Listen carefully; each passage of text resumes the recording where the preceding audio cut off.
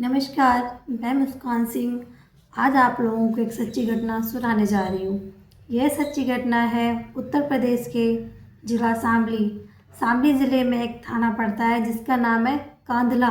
कांधे थाने में एक गांव लगता है जिसका नाम है गढ़ी दौलतपुर। तारीख 13 दिसंबर 2025। समय लगभग दोपहर का 2 बज रहा था।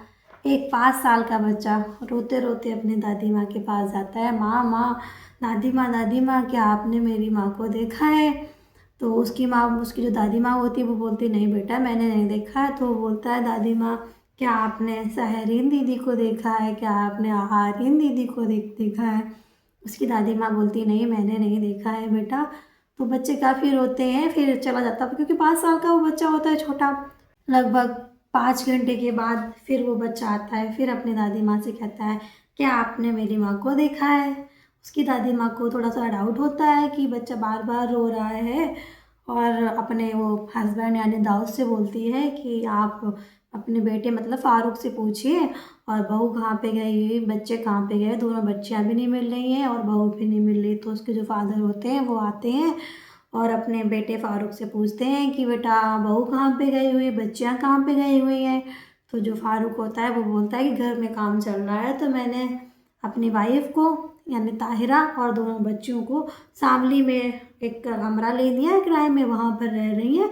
तो उसका जो पिता होता है दाऊद वो बोलता है कि आप बच्चों को भी छोड़ा, ये तीनों बच्चे छोटे, बेशक वो छोटा वाला बच्चा बहुत ज़्यादा परेशान हो रहा था तो वो बोलता है कि छोड़ आओ। तो जो फारूक होता है वो बोल देता है कि मैं छोड़ आऊँगा, थोड़ा मैं काम में बिजी हूँ।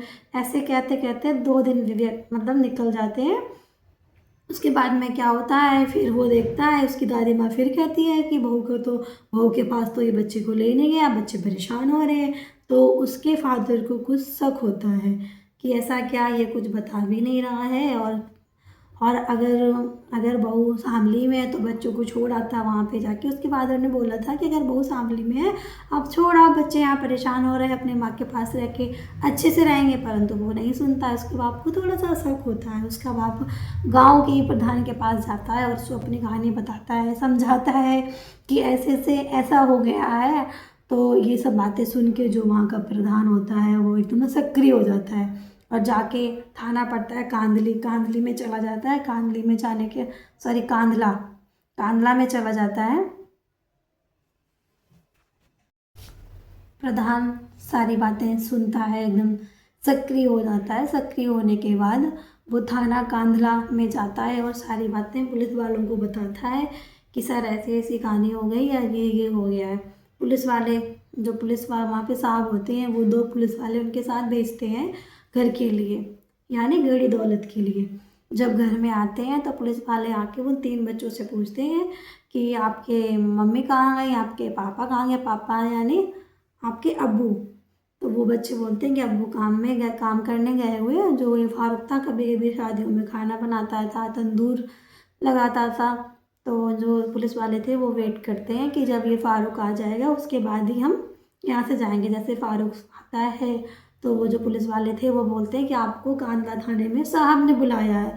अब साहब ने बुलाया था तो जाना तो पड़ेगा ही। उसके बाद में वो जब थाने थाने जाता है, थाने जाके पुलिस पूछताछ करती है तो वो पुलिस को भी एक कहानी बात बताता है कि मैंने, मेरे घर में काम चल रहा है, मैंने शामली में किराए का रूम लेके दे रखा है और वो वहाँ पर रह रही है। तो पुलिस अपनी उसमें आ जाती है और अपने तरीके से तेज से मतलब अपने अपने उस पर बात करती है। तो वो सच कबूल देता है और बोलता है कि आप हमारे घर चलिए। हमारे घर यानी गड़ी दौलत में ये हमारे बच्चे हैं, बच्चियां हैं 2 और हमारी बीवी है। पुलिस आती है वहाँ पे, काफ़ी बड़े बड़े अधिकारी आते हैं, उनके साथ आते ही और वो जो घर होता है वहाँ पे इस तरफ को बाथरूम होती है, वहीं बीच में आंगन होता है। वो बोलता है कि इस आंगन में यहाँ पर हमारी वाइफ और हमारे बच्चे हैं। तो वो बोलता है कि यहाँ खुदाई करिए और मैंने यहाँ पे दफना रखा है। जैसे ही वहाँ पे मजदूर बुलाए जाते हैं, मजदूर के यहाँ जाने के बाद वहाँ पर खुदाई की जाती है। जब लगभग 7 फीट गहरा गड्ढा और काफ़ी चौड़ा खोदा जाता है, उसमें 3 लाशें मिलती हैं। पहली लाश थी उसकी पत्नी जिसका नाम था तायरा, जिसकी उम्र लगभग 35 वर्ष थी। दूसरी थी उसकी बेटी सबसे बड़ी आर्यन, जिसकी उम्र लगभग 14 साल थी। और तीसरी बेटी थी उसकी सहरीन, जो 7 वर्ष की थी। जब लाश निकलती है तो ये घटना आसपास के गाँव में एकदम हवा की तरह फैल जाती है, काफ़ी भीड़ लग जाती है। पुलिस उससे सख्ती से पूछती है कि आखिर आपने ये किस लिए और क्यों किया ऐसा काम। तारीख 16 दिसंबर 2025 का दिन था। वो बताता है कि आज से लगभग काफ़ी साल पहले सन 2009 की बात है। सन 2009 में मेरी शादी ज़िला मुजफ्फरनगर में एक गांव लगता है जिसका नाम है नरा। नरा गांव की रहने वाली ताहिरा के साथ मेरी शादी हुई थी। शादी होने के बाद हमारी लाइफ अच्छी चल रही थी और उसके बाद सन 2009 में आधार कार्ड बन रहे थे। तो आधार कार्ड बनने के लिए आप सबको मालूम है कि हाथों के फिंगर लगते हैं, आँखों की रेटिनाएं लगती हैं। तो जब आधार कार्ड बनवाने के लिए फारूक अपनी वाइफ ताहिरा को लेकर जाता है तो उसने बोला कि आपको ये जो नकाब में जाली लगी होती है ना यहाँ पर, ये खोलो आप और हाथों के ग्लव्स निकालो। तो जो उसका उसका शौहर होता है, उसका हस्बैंड होता है, वो बोलता है नहीं, बिना निकाब मतलब बिना आइस खोले मतलब वो खोले और बिना ग्लव्स निकाले आप अगर आधार कार्ड बना सकते हो तो बना दो, वरना कोई हमें ज़रूरत नहीं इसकी। वो उस तायरा का आधार कार्ड भी नहीं बनवाता है और जब आधार कार्ड नहीं बनता तो राशन कार्ड में भी नाम नहीं रहता है। तो वो अपनी वाइफ को एकदम ढक के कि मतलब बाहर की किसी चीज़ को उसको हवा नहीं लगने देता था। ना ही उसे घर में कोई आता था, ना ही कोई जाता था। समय बीतता जा रहा था। उसके 5 बच्चे हो जाते हैं, 2 लड़की 3 लड़की सॉरी 2 बेटे हो जाते हैं। एक दिन ऐसी काफ़ी बहस होगी दोनों की आपस में। वो अपने मतलब पति से कहती है मैं तुमसे तंग आ चुकी हूँ, मैं अपने मायके जा रही हूँ। वो अपने मायके चली जाती है, वो बिना नकाब पहने वो अपने मायके चली जाती है। जो ताहिर था उसको ये बात बहुत बुरी लगती है कि ये बिना नकाब पहने कैसे घर से निकली। जब वो फिर उस 10 से 15 दिन बीत जाते हैं, वो उसके मायके जाता है नारा गांव में जो कि मुजफ्फरनगर में लगता था। जाके उससे बोलता है कि हमसे गलती हो गई, आज से तुम जैसे कहोगी वैसे रखेंगे। तायरा बोलती है आज के ज़माने में सोशल मीडिया का टाइम है, बच्चे बच्चे के पास, हर एक व्यक्ति के पास फ़ोन है, ना ही तुम हमें कभी फ़ोन रखने देते हो और ना ही हमारे पास फ़ोन है, ना ही टीवी है, ना ही हमारे घर में कोई आता है, ना ही हम कहीं शादियों में जाते हैं। ऐसी ज़िंदगी मुझे नहीं जीनी है। परंतु वो जो होता है फारूक बोलता है नहीं, हमसे गलती हो गई है, तुम घर चलो। फारूक कैराना जाता है। कैराना जाके वहाँ से 3 तमंचे लेता है और लगभग 20 गोली लेता है और गोली लेके घर आता है। वो फायरिंग कर देता है। तो गाँव में कहते कहाँ से फायरिंग, कैसे इधर से उधर से हुई, किसी ने कोई जानकारी नहीं ली कि आखिर फायरिंग हुई तो हुई कहाँ से।